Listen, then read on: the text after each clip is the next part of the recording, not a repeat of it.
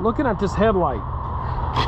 See a lot of videos on YouTube as far as and across the internet as far as different ways to bring back a headlight. I'm going to show you how to figure out what you need to do with it and how to do it. And this isn't a gimmick. This isn't using some specific kit. This is just using real life tactics in order to get it done quick, simple, easy. Figure out what you need to do and then ride out to hopefully make it look like it's close to this. Is it going to be as good as this? Maybe, maybe not. As long as it matches about 95, 90, 95%. It'll never be 100%, but we could push for the best that we can. But it'll never be perfect. But keeping that in mind, we're going to try to do our best to try to bring this thing back. So the first thing I'm going to do, I'm going to get a product that is sold in Harbor Freight. So we're going to do McGuire's 110 Ultra Speed Compound. Does it work? Yes, it works. Certain situations, maybe all you need. So the first thing that you need to do is just see if a compound will work. And working it by hand, I wouldn't advise that because it's going to take forever, and plus you're going to be cussing before the day's over with and before you even get started. So what I'm going to do, I'm going to work it slow. I'm just going to do one section and see if it comes back.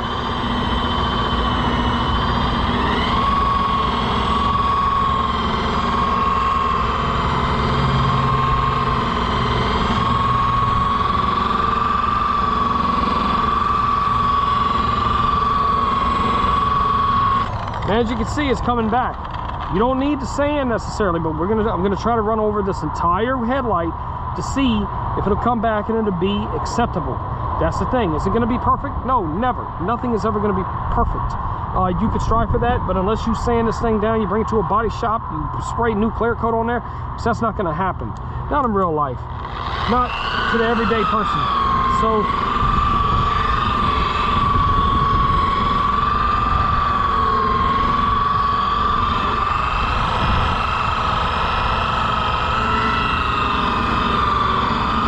as you can see, this is working pretty darn good.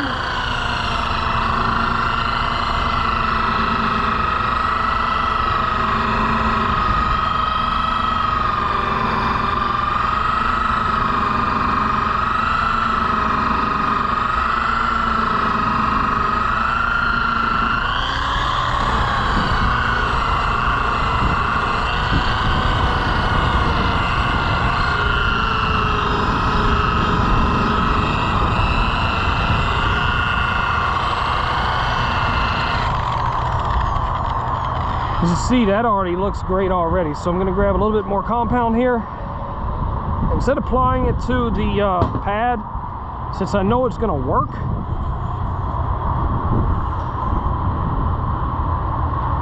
I'm going to take it, I'm going to apply it by hand. I'm just going to rub a little bit on here. Some people may be in the comments section like, oh my goodness, what is he doing? Well, guess what? I'm working. And it doesn't matter about looking pretty and using a bunch of utensils and stuff that you don't need. Look, here's the rule of thumb. If you could work safely, number one, safely, and you get a desired finish out of what you're doing and you're not hurting anything, then do it. Then do it. If you're not hurting the surface and you're doing it safely where you're not going to hurt yourself, then do it.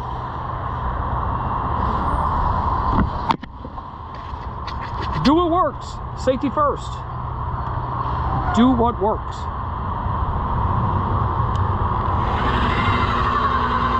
See that? Look at that.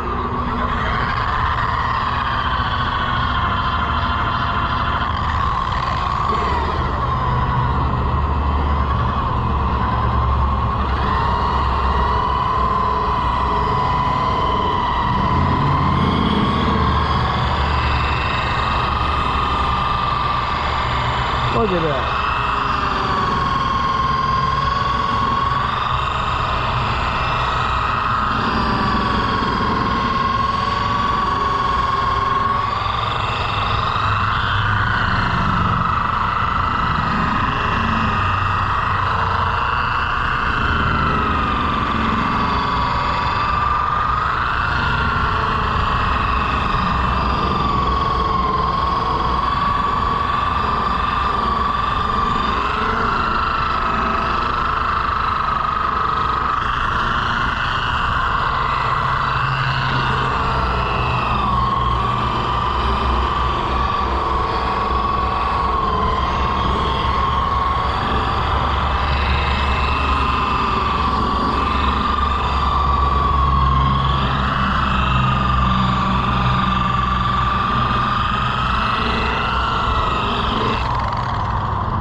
Now, if you've never done this before and you're a novice, then I would definitely recommend taping off around the light.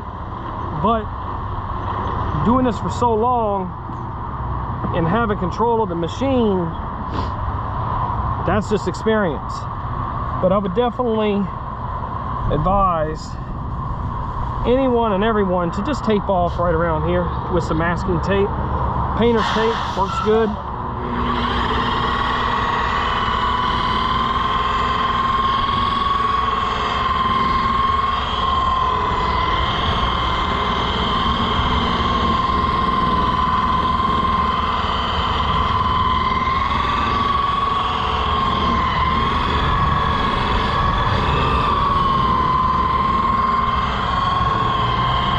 As you can see, it's turning out beautiful.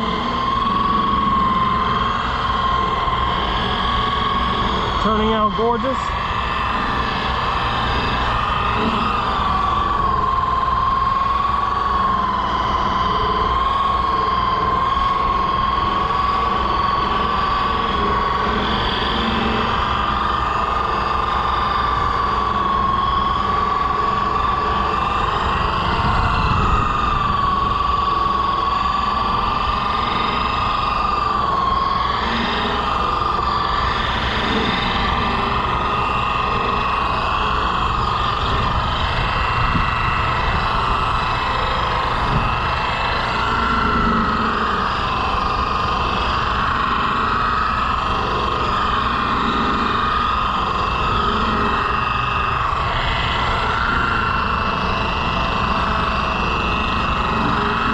Turning out gorgeous, as you can see.